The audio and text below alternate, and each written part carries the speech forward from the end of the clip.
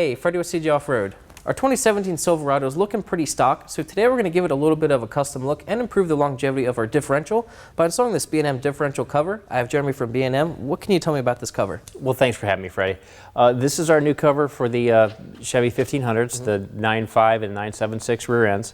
Not only is it nice to look at, it's functional as well. You got the cooling fins here to help with longevity. Nice. You got a nice black crinkle finish. You've also got a fill hole and a hole to drain the system when you need to do a fluid change.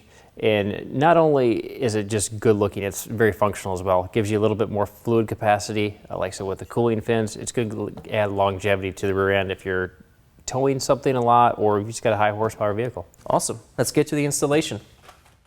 Tools you'll need for this installation: a lift or a jack and jack stands, 10mm socket, 19mm socket, 3/8 hex key, 1/4" hex key, 6mm hex key, 3/8 ratchet, a torque wrench, flathead screwdriver, and you'll need some black RTV silicone.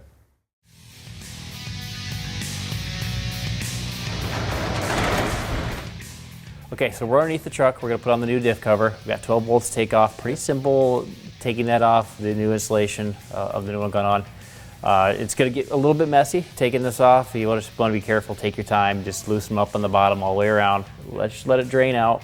It's going to be a mess, but it'll be worth it. Yeah.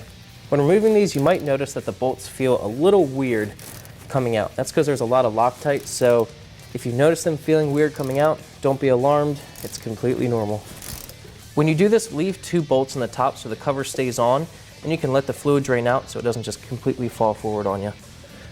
And then once it's done draining, you can remove the whole cover. Remove the top 2 bolts. And this part can get a little messy. You're going to completely remove the cover and gasket.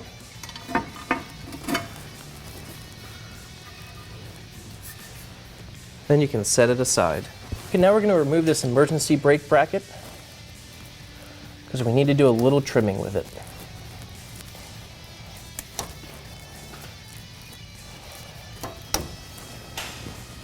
On the emergency brake bracket, we need to trim this little tab off the bracket. You can use shears, bolt cutters, or an angle grinder to cut this off. Any method will work, you just need to remove it. Once you remove the tab, it's ready to be reinstalled. Once it's finished draining, you can wipe down the surface and make sure it's nice and clean.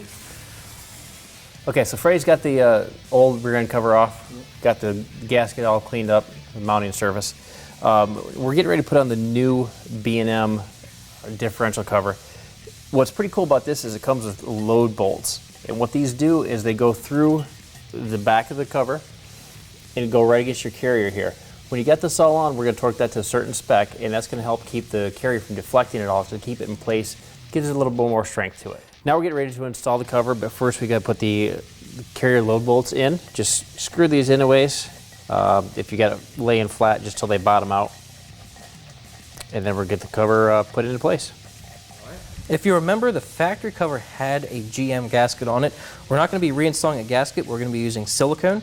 We're just going to put a nice bead of silicone all the way around the inside of the bolt holes.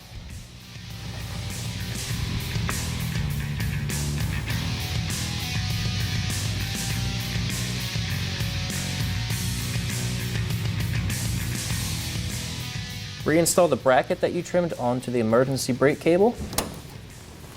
Now we're going to install our new differential cover. I'm going to hold up these cables up top to make sure they're out of the way.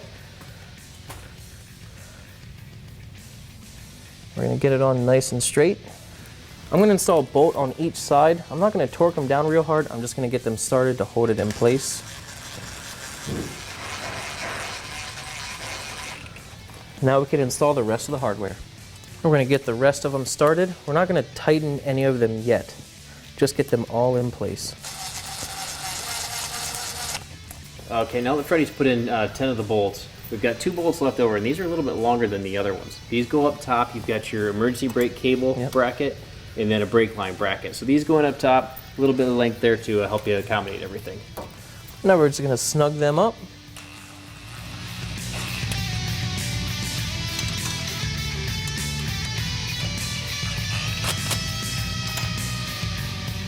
With all the bolts in place, we're going to torque them all down to 15 foot-pounds in a crisscross pattern.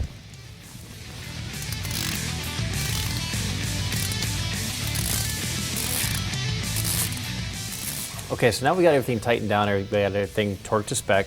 We got to put in the load bolts. What we're going to do with these is put a little bit of RTV silicone on them, just a little bit, so when we thread them in, it'll help seal it up. Okay.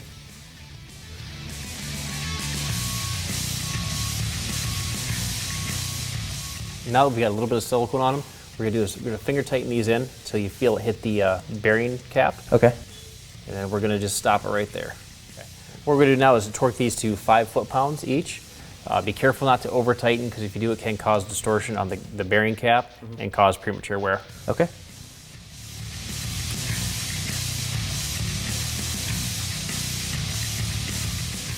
Okay, now that we've got these torqued to 5 foot-pounds, we're going to go ahead and put on the jam nuts.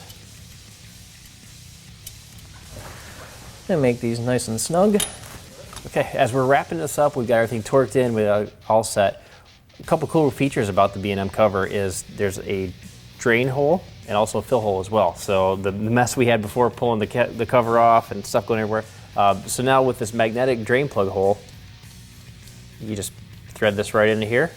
Next time you need to change the fluid, pop that out, comes right out in a nice little stream, you're all set. Nice. Okay, now we're ready to add the fluid.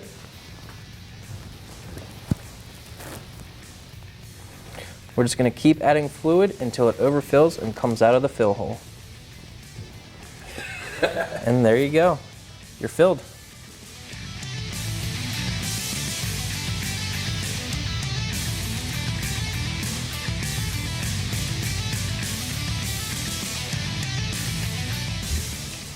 And your installation's finished.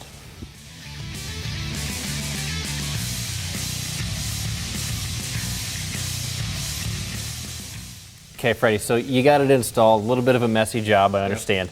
But I mean, with the cooling fins and everything else going on with it, I mean, what do you think? You know, I absolutely love it. I can't stand how the factory cover didn't have a drain. Yeah. This having a drain plug makes it a whole lot easier and cleaner changing the fluid again, and it looks awesome. And if we're going to do any towing, the cooling is definitely going to help out. I think it's a great upgrade. I love it. Definitely, I agree. And one thing I do want to point out is with this, if you're running anything like an aftermarket sway bar or anything, you might want to check depths first, because it could interfere with this. It might be in the way. You might have to remove one or go a different route. Yeah. And other than being messy, installation wasn't too bad. You know, figure an hour, hour and a half, and before you know it, you'd be heading off road.